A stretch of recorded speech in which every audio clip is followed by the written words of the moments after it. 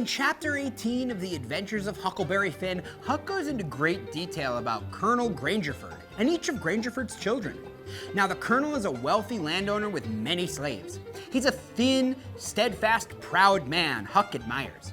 Buck shoots at a man named Harney Shepherdson while he and Huck are out, and he misses.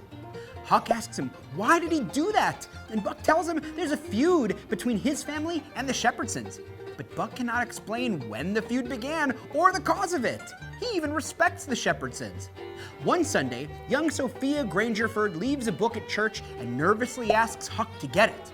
Huck brings the book back to her, which contains a note that has 2:30 written in it.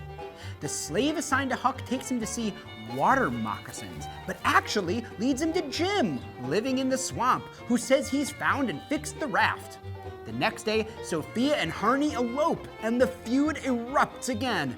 Colonel Grangerford and 2 of his sons are murdered. Buck and his cousin eventually die in a gun battle too. Huck is deeply disturbed by the violence and is happy to get back on the Mississippi once again. Buck sees the feud as honorable, but it will eventually kill him. Like his sister, Emmeline, Buck romanticizes death by his participation in the feud. Huck sees that there's nothing romantic about it, and the whole thing makes him sad.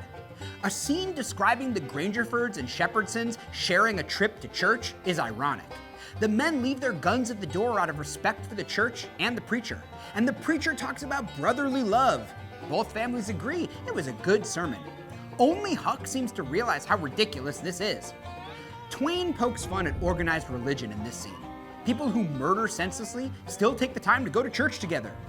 This extends to racism and slavery as well. Southerners of a certain class had slaves. It was the way things were. It wasn't questioned. Huck describes how wonderful the Grangerfords are, and he would probably feel the same if he stayed with the Shepherdsons. Pride twists and warps morality and logic.